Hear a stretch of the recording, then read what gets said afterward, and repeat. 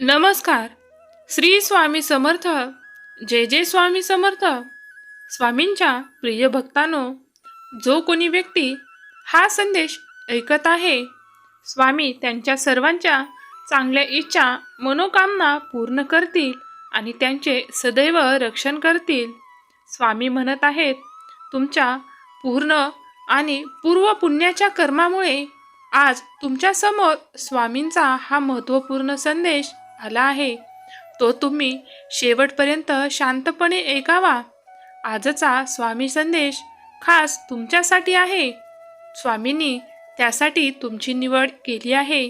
तुम्ही तुमच्या उच्च शक्तीमध्ये पाऊल टाकत आहात आणि या प्रयत्नासाठी स्वामी तुम्हाला प्रतिफळ देत आहेत.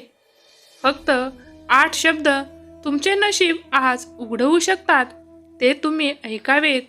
मी आत्तापर्यंत शिकलेला सर्वात मोठा धडा म्हणजे आपल्याला काय वाटते ते अत्यंत महत्त्वाचे आहे.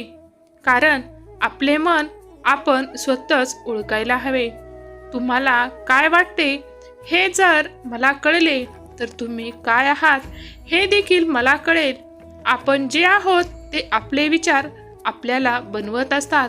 आपण जसे विचार करतो तसेच आपले मन आणि मानसिक वृत्ती ही एक अज्ञात शक्ती आहे. त्यानुसार ती वागत असते, जी आपले नशीब बनवते किंवा तोडत असते. एका सत्पुरुषाने म्हटले होते, मनुष्य तो आहे जो दिवसभर विचार करत राहतो आणि तुमची आणि सर्वात मोठी ही समस्या आहे की कदाचित एकच समस्या आहे, ती म्हणजे योग्य कल्पना निवडणे आणि त्यासाठीचा योग्य मार्ग आपण कसा निवडावा. जर आपण हे करू शकलो तर आपण आपल्या सर्व समस्या सोडवण्याच्या मार्गावर असू शकतो. आपण ज्या दिवशी आपले मन स्वच्छ कराल त्या दिवशी आपण सर्व गोष्टीवर विजय मिळवू शकतो. 8 शब्द जे आपले नशीब घडवू शकतात ते म्हणजे आपले जीवन आपल्या विचारांनी बनवलेले आहे. आपले विचार आनंददायी असले की आपले जीवनही आनंददायी होऊन जाते. जर आपले विचारच दुःखी असतील तर आपणही दुःखी होऊ. जर आपल्या मनात भीतीचे विचार असतील तर आपण घाबरून कधीही राहू नका. कारण जर आपले विचार आजारी असतील तर आपण नक्कीच आजारी राहू. जर आपण अपयशाचा विचार केला तर आपण निश्चितपणे अपयशीच होणार आहोत. मनाला एक निश्चित स्थान असते आणि ते स्वतःच नरकाचे स्वर्गात आणि स्वर्गाचे नरकात रूपांतर करून देते. तुमचे कर्म तुम्हाला त्यानुसारच फळ देते. तुमचाही जर स्वामी शक्तीवर आणि स्वामी संदेशवर विश्वास असेल तर आत्ताच आपल्या चॅनेलला सबस्क्राईब करा आणि कमेंटमध्ये स्वामी आई मला तुम्ही साथ द्या, माझे रक्षण करा अशी कमेंट करा. स्वामी आई सदैव तुमचे रक्षण करतील. ज्या शरीराला लोक सुंदर मानतात ते शरीर मेल्यानंतर सुंदर का दिसत नाही, ते घरात का ठेवले जात नाही आणि तेच मग आपल्या घरात का जाळले जात नाही किंवा पुरले जात नाही. विचार करा, ज्याला आपण सुंदर मानतो त्या शरीरातून फक्त त्वचा काढून टाका आणि मग तुम्हाला आत काय आहे ते दिसेल आणि तुम्ही सुंदर काय आहे हे नक्कीच ओळखाल. आतमध्ये रक्त, रोग, विष्ठा आणि कचरा भरलेला आहे. मग हे शरीर सुंदर आहे कसे म्हणता? शरीरात सौंदर्य नाही. माणसाची कृती, त्यांचे विचार, त्यांचे बोलणे, त्याचे वागणे, त्याचे संस्कार आणि त्याचे चारित्र्य हे सुंदर असते.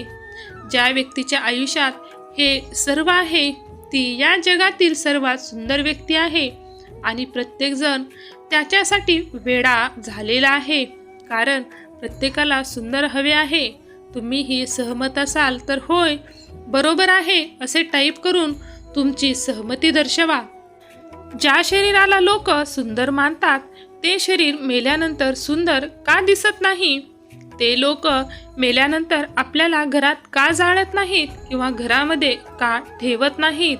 विचार करा, ज्याला आपण इतकं सुंदर मानतो त्या शरीरातून तुमचा त्वचा काढून टाका आणि मग तुम्हाला आत काय आहे आणि काय सुंदर आहे हे तुम्हाला स्वतःच दिसेल. स्वामी म्हणतात, आतमध्ये रक्त, रोग, विष्ठा आणि कचरा भरलेला आहे. मग हे शरीर आपण सुंदर कसे काय म्हणू शकतो? शरीरात सौंदर्य नाही, तर माणसाची कृती, त्याचे विचार, त्याचे बोलणे, त्यांचे वागणे, त्याचे संस्कार आणि त्यांचे चारित्र्य सुंदर असते, तोच व्यक्ती सुंदर आहे. ज्या व्यक्तीच्या आयुष्यात हे सर्व आहे, ती या जगातील सर्वात सुंदर व्यक्ती आहे. आणि प्रत्येकजण त्याच्यासाठी वेडा असतो. कारण तुम्हीही सहमत असाल तर होय, बरोबर आहे असे टाईप करून तुमची सहमती दर्शवा आणि स्वामी मार्गात या. जेव्हा एखादी व्यक्ती अत्याचार सहन करूनही हसत असते, तेव्हा देव त्या व्यक्तीचा बदला हा नक्कीच घेतो आणि त्यांना योग्य फळ हे नक्कीच देतो.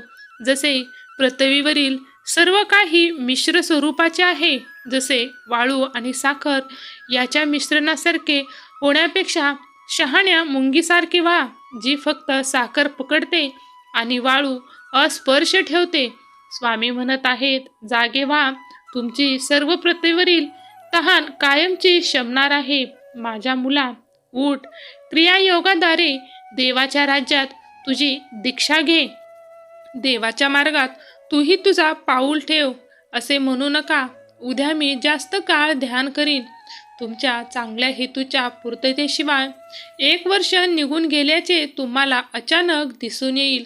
त्याऐवजी म्हणा, हे प्रतीक्षा करू शकते आणि ते प्रतीक्षा करू शकते, परंतु देवासाठी माझा शोध ही कधीही परीक्षा आणि प्रतीक्षा करू शकत नाही. कारण मी देवाला भेटल्याशिवाय राहणे हे मला शक्यच नाही, हे मान्य करा. लक्षात ठेवा की तुमचा ध्यानाचा सराव जितका अधिक तीव्रतेने कराल, तितके तुम्ही शांत देवाशी आनंदाने संपर्क साधू शकाल आणि देवाशी तुम्ही एकलग होऊ शकाल. भीती नसणे हेच अस्तित्वाचे संपूर्ण रहस्य आहे. तुमचे काय होईल याची कधीही भीती बाळगू नका. कोणावरही अवलंबूनही राहू नका. ज्या क्षणी तुम्ही सर्व मदत नाकारली, त्या क्षणी तुमची सुटकाही नक्कीच होईल. स्वामी तुम्हाला वाईट मार्गातून नक्कीच बाहेर काढतील. नियती रोज तुम्हाला नवीन दिवस दाखवत असते, अगदी कोऱ्या करगरीत कागदाप्रमाणे. अरे, नियती तुमच्याकडून काहीतरी हिसकावून घेते, तर ते तुम्हाला काहीतरी नवीन आणि खूप मौल्यवान देण्याकरता तुमचा हात हा रिकामा करत असते. त्यामुळे देव तुमच्यासोबत काय देत आहे आणि काय घेत आहे हा विचार न करता फक्त देवावरती विश्वास ठेवा. स्वामी सांगतात, योग्य वेळ येऊ दे. जगात कुठलीही गोष्ट विनाकारण घडत नसते आणि जिथे तुझी सहनशक्ती संपले, तिथे मी तुला साथ देण्यासाठी उभाच आहे. धन्यवाद. श्री स्वामी समर्थ. जय जय स्वामी समर्थ.